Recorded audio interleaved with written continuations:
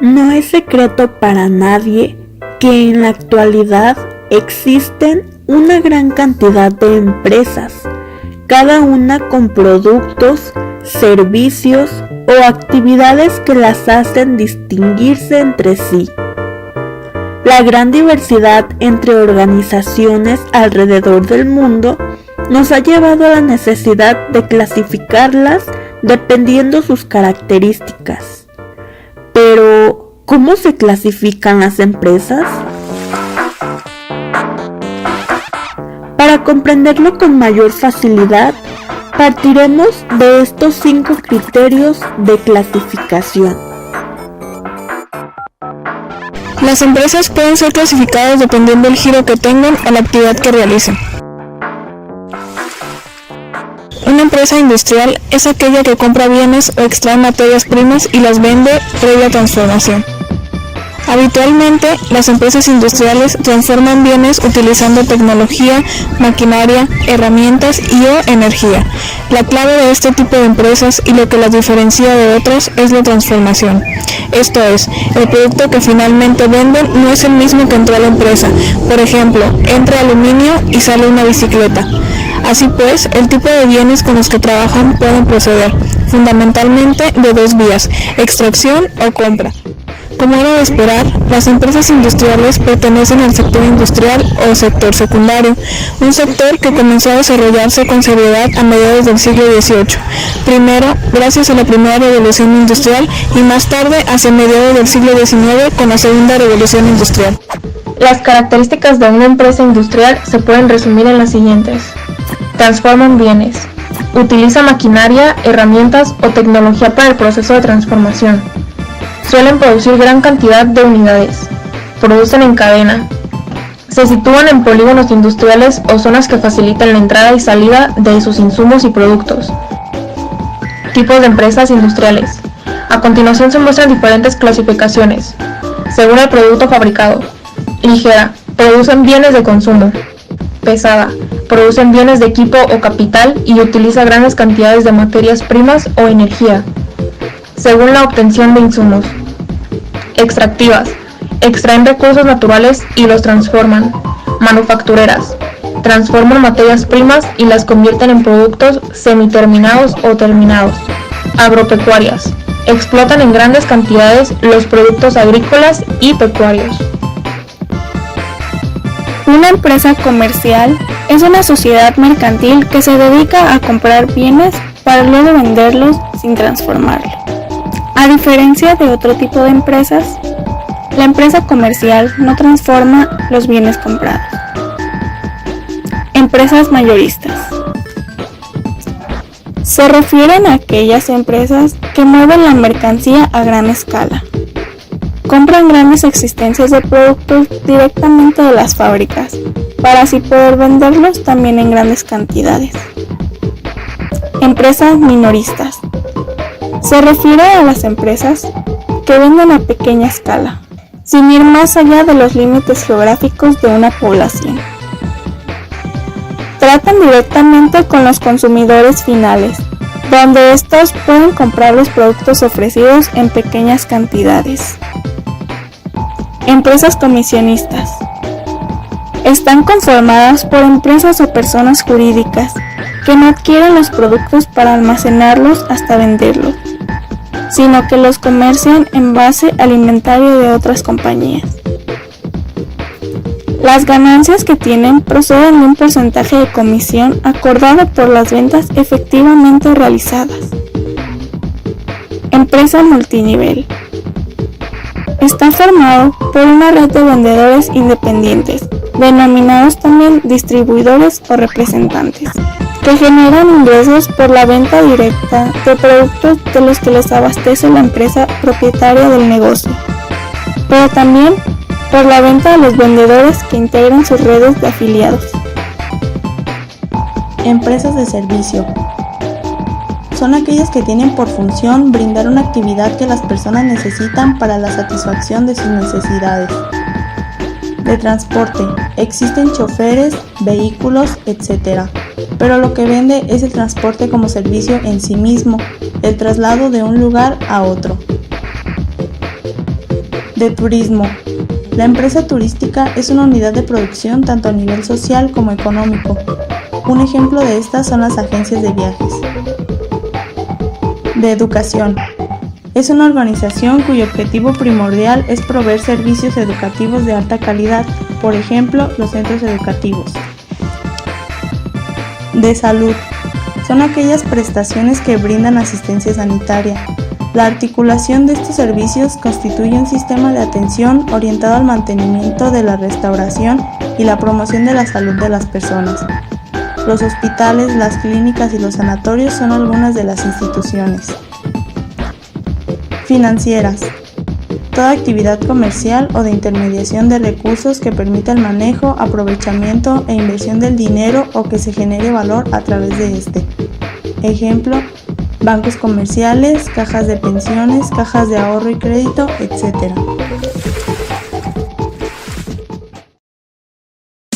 Régimen. Otro criterio para clasificar a las empresas es en base a la forma en la que fueron constituidas y sus responsabilidades.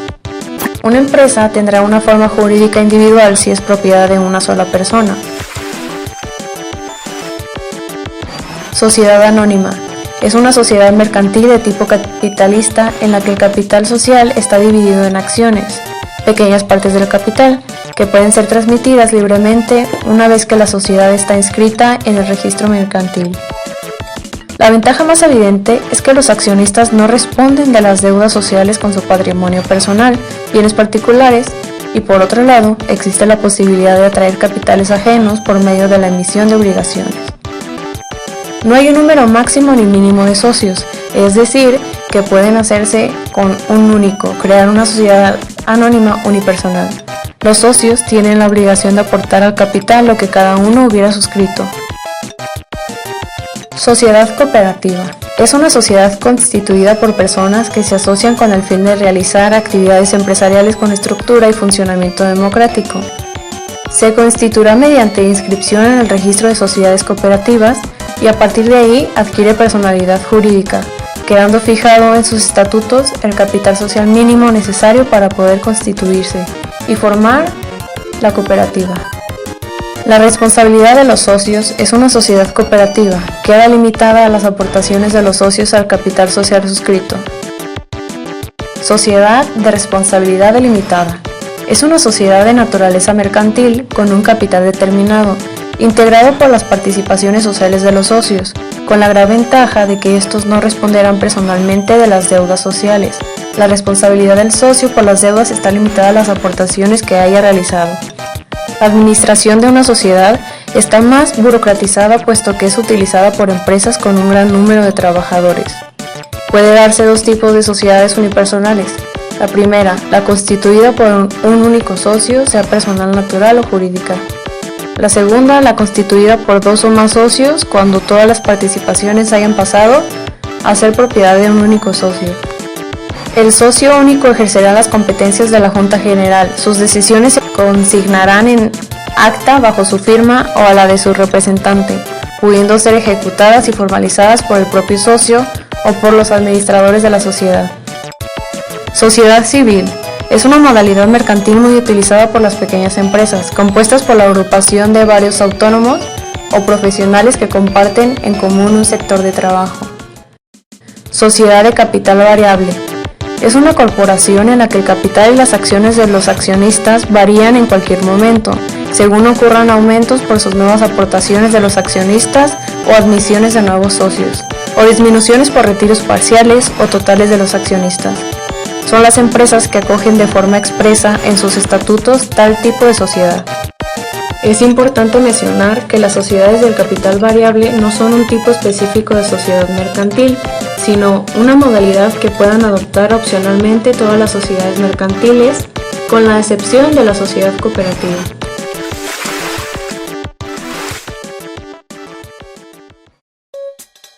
La fuente de donde provienen los recursos con los que se realizan las operaciones puede ser también un criterio para clasificar a una empresa.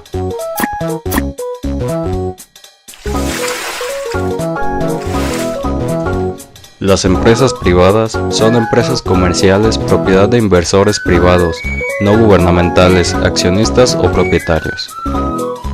Por otro lado, las empresas públicas son propiedad del gobierno, sea este nacional, municipal o de cualquier otro estrato administrativo, sea también de un modo total o parcial.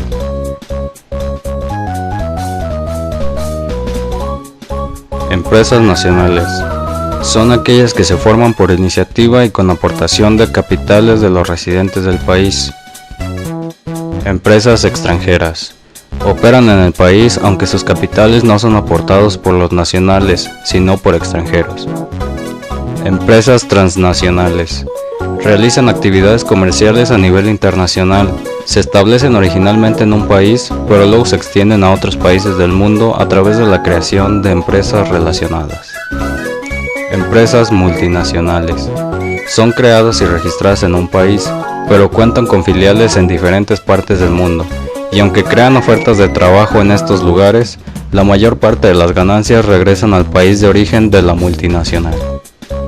Empresas globalizadoras. Tienen sus operaciones o realizan sus negocios con un enfoque global, es decir, conciben al mundo entero como un solo mercado. Empresas controladoras. Son aquellas que, en forma genérica, ejercen control sobre la vida de otras empresas.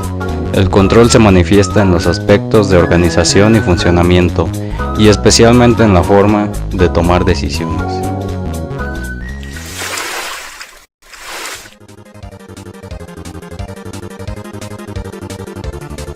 Otra forma de clasificación para las empresas es con base a su magnitud, la cual se mide de acuerdo al número de trabajadores, importe de ingresos o utilidades que genera dicha empresa. Entre ellas encontramos la microempresa, las pequeñas empresas, medianas empresas y grandes empresas. Las microempresas son aquellas que cuentan con menos de 10 trabajadores y su actividad comercial no genera ingresos superiores de 4 millones de pesos anuales. Las pequeñas empresas son aquellas que cuentan con más de 10 y menos de 50 trabajadores, y ellas generan ventas anuales entre 4 y 100 millones de pesos. Las medianas empresas cuentan con 50 hasta 200 trabajadores y generan anualmente ventas que van desde 100 millones y pueden superar hasta los 250 millones de pesos. Y por último, contamos con las grandes empresas, que son aquellas que cuentan con más de 200 trabajadores y tienen ventas superiores a los 250 millones de pesos anuales.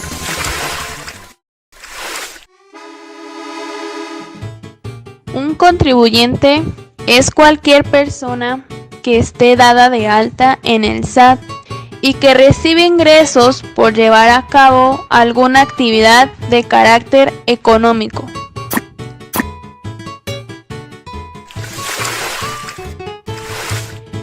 Tipos de contribuyentes. Persona física. Una persona física es un individuo humano sujeto a derechos y obligaciones que la ley recoge.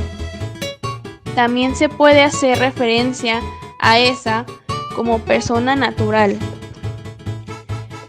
Servicios profesionales.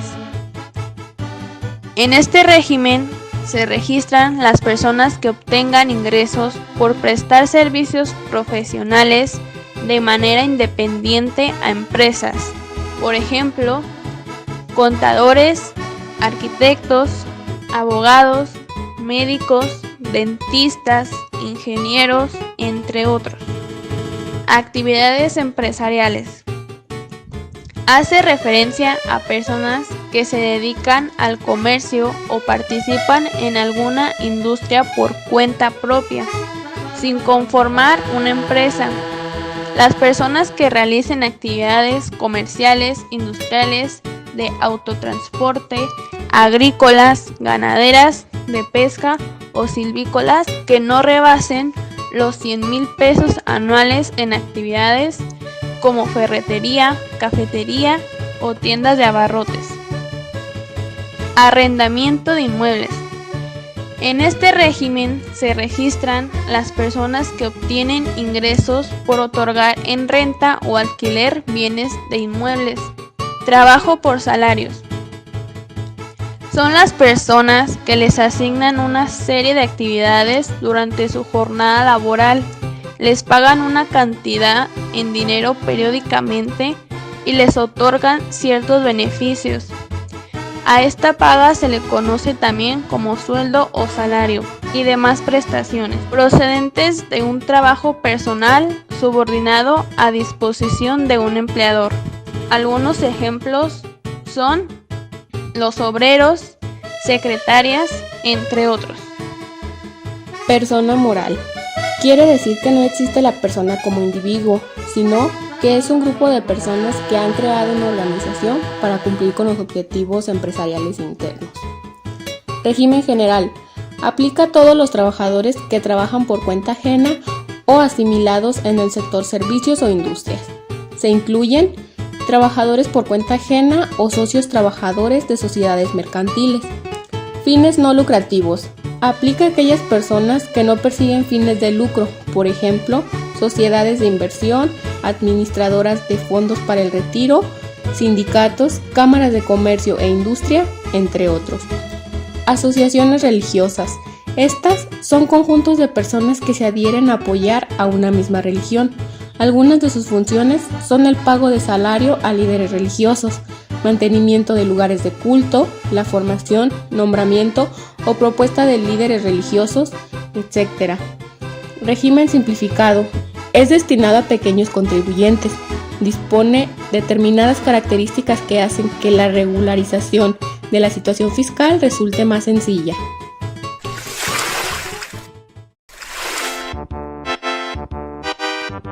Para finalizar, durante nuestro proceso de investigación y recopilación de información, hemos podido concluir que en la actualidad la empresa es un ente social que está integrado por personas con objetivos similares, donde algunas aportan dinero, bienes materiales, trabajo físico o intelectual u otras formas de aportación. Sin embargo, toda empresa necesita a su vez obtener del conjunto de otras empresas y personas lo que necesita para poder ofrecer lo que desea. Las empresas disponen de distintas funciones, órganos y elementos fundamentales. Todo esto, tal y como ya lo vimos, determina la forma en la que puede clasificar la empresa.